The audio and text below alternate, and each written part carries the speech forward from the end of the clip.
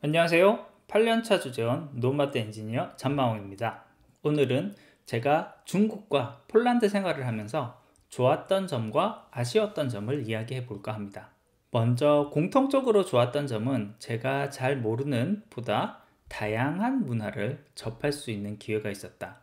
그리고 한국에 있을 때에는 정말 큰맘 먹어야 갈 수 있는 해외여행을 손쉽게 갈 수 있었다는 점이었을 것 같습니다. 물론 중국에 있을 때는 중국에 한해서, 폴란드에 있을 때는 유럽에 한해서 있긴 하지만요.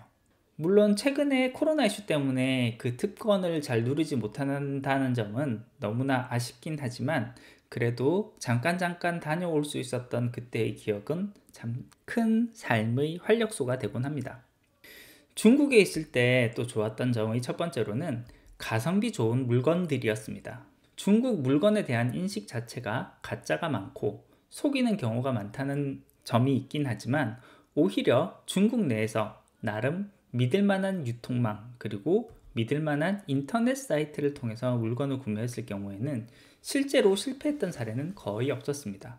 게다가 가끔 정말로 보물을 캐듯이 발견되는 가성비 좋은 제품들, 대표적인 예로 한국에서도 상당히 많이 알려진 샤오미 제품들, 그 외에도 중국에서 구매했던 2만원대의 기계식 키보드, 만원대의 블루투스 이어폰 등의 제품은 아직도 제가 만족하면서 잘 사용하고 있는 제품입니다.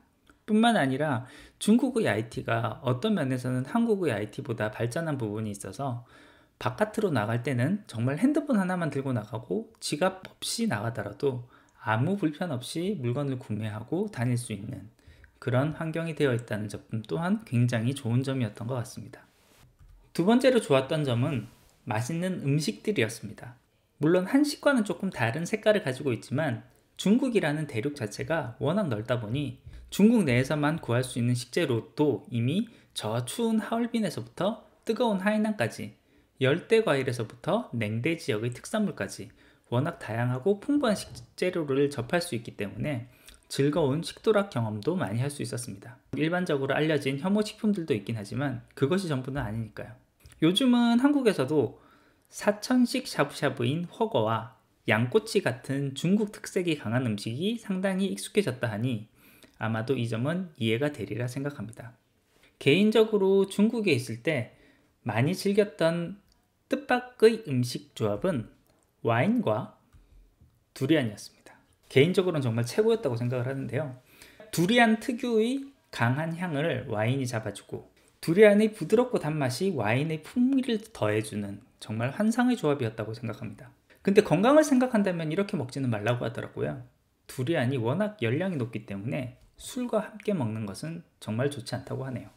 세 번째로 좋았던 점은 생각보다 잘 통하는 문화였던 것 같습니다. 한국에서도 정말 많은 사람들이 좋아하고 누구나 알고 있는 삼국지, 서유기, 초안지 등등과 그에 얽힌 이야기를 풀어낼 때면 참 쉽게 다가갈 수 있는 문화적 동질감이 있곤 했습니다. 좀 더 솔직하게 얘기를 하면 중국에 있는 동안에는 이게 장점인지도 몰랐고요. 그래도 우리가 잘 통하는 문화권이었다는 것조차도 몰랐습니다. 이곳 폴란드로 오기 전까지는 말이죠. 여러 나라를 겪어보면 아시겠지만 그래도 가장 문화적인 유대감 내지는 동질감이 느껴지는 외국은 중국이 아니었나 하는 생각을 해봅니다. 반면 중국에서 생활하면서 안 좋았던 점, 그 첫 번째는 환경적인 요소, 즉 공기였습니다. 아무래도 한국에 있을 때보다는 매연이 워낙 안 좋아서 생활하는데 불편함을 느낄 정도였습니다. 미세먼지 수준이 한국의 5배에서 10배 수준이었으니 어쩌면 공기라는 면에서는 사람이 살기 어려운 곳이라고도 할 수 있었습니다. 저와 함께 근무했던 한 직장 선배는 취미가 검도였고 중국 내에서도 나름으로 운영되는 검도장이 있어서 그곳의 젊은 친구들과 같이 연습을 하곤 했다고 하는데, 거기서 느낀 점이 이곳의 젊은 친구들이 한국의 젊은 친구들에 비해서 실력이 따로 부족하다거나 하지는 않은데 확실히 심폐량이 약하다는 느낌을 받았었다고 합니다.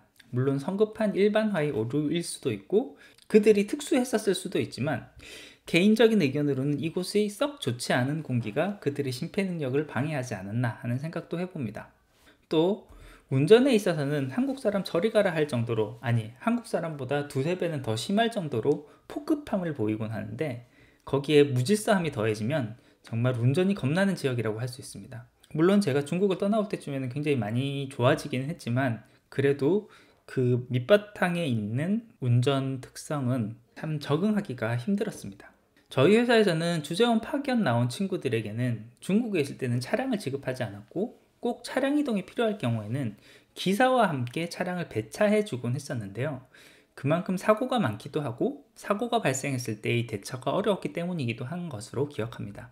이와 같은 위험성 때문에 사실 아이들이 밖에 나가서 뛰어놀거나 할 때면 항상 차가 다니는 곳 근처를 다닐 때마다 괜히 한 번 더 조심하고 아이들을 챙기는 그런 면이 있었습니다. 반면 폴란드에 있어서 가장 좋았던 점은 사람을 배려하고 사람 사는 곳이라는 느낌이 들었던 것 같습니다. 앞서 살펴본 중국의 운전과는 반대로 운전에 있어서 가장 먼저 사람을 배려하고 다른 운전자를 배려하는 문화는 정말 인상적이었습니다. 운전에 대한 이야기를 하다 보니 논하게 되는데요. 한국에서 폴란드로 처음 왔을 때 가장 신기하게 생각했었던 차량 간의 수신호 중의 하나가 하이빔이었습니다. 비보호 좌회전을 기다리고 있을 때 반대편에서 오던 차량이 속도를 서서히 줄이면서 내게 한 번의 짧은 하이빔 신호를 보낼 때가 있는데요. 이때의 하이빔의 의미는 내가 양보할 테니 지금 내 앞으로 먼저 지나가시오 라는 의미가 된다고 합니다. 물론 고속도로에서 내 뒷차가 내게 연속적으로 쏘아대는 하이빔은 한국에서와 마찬가지로 비켜라 좀의 의미이긴 하지만요. 이와 같은 운전 문화뿐만 아니라 주거 환경과 사회 환경 또한 훨씬 여유를 느낄 수 있는 환경입니다. 집 밖을 나가서 3분에서 5분만 걸어서 나가도 걷기 좋은 산책로 또는 공원이 항상 있었으니까요. 또한 대부분의 집들이 단독주택의 형태인지라 굳이 공원으로 나가지 않더라도 집 안에서도 집 앞의 공원에서 개인적인 여유를 충분히 즐길 수 있는 환경이 되었던 것 같습니다. 공기 또한 아주 좋은지라 아이들이 밖에서 뛰어놀더라도 차량 면에서도 공기 면에서도 중국이나 한국에 있을 때에 비해서는 훨씬 안심이 되는 환경이었습니다. 두 번째로 좋은 점은요, 값싸고 질 좋은 식자재였습니다. 이곳으로 와서는 정말 소고기를 원 없이 먹고 지내는 것 같습니다. 덕분에 한참 키가 커야 되는 우리 아이들도 폴란드에서 지내는 동안 잘 먹고 잘 자라는 것 같습니다. 반면 폴란드에서 안 좋았던 점은 같이 일하는 게 힘들다라는 점이었던 것 같습니다. 확실히 한국이나 중국에 비해서는 개인주의적인 성향이 강하고 일에 대한 책임감이나 일을 대하는 자세, 관점 이런 것들이 굉장히 많이 달랐던 것 같습니다. 일단 나 자신이 먼저라는 인식의 차이, 문화의 차이가 일을 시키기 힘들게 하고 같이 일함에 있어서 많은 어려움을 느끼게 됩니다. 사실 내가 일을 잘못 시키는 것 같기도 해요.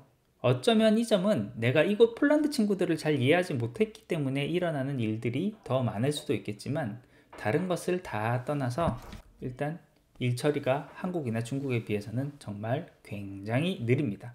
성격 급한 우리 한국인들의 눈에는 성이 차지 않아 느리고 답답하게 느껴질 때가 한두 번이 아닙니다. 흔히 중국 친구들도 만만디로 일 처리가 느리다고 알려져 있긴 하지만 그것은 자신의 이익이 걸려있지 않았을 때의 이야기이고, 중국 친구들은 자신의 이익이 걸려있거나 자기의 체면이 걸려있거나 정말 서둘러야겠다라는 인식을 갖게 되기만 한다면 한국인 못지않는 업무 처리 속도를 보여주는 놀라움을 가지고 있습니다. 반면 이곳 폴란드 친구들은 그와 같은 본인에게 급박한 상황이 되더라도 하나부터 열까지 따져서 꼼꼼하게 처리하기 때문에 우리가 느끼기에는 정말 느리다는 느낌이 듭니다. 어쩌면 생활에 있어서의 여유와 일에 있어서의 빠릿빠릿함은 동시에 갖추기에는 불가능한 인간의 특성들이었는지도 모르겠습니다. 오늘 준비한 것은 여기까지입니다. 조금이라도 도움이 되셨다면 구독과 좋아요 부탁드리겠습니다. 끝까지 들어주셔서 감사합니다.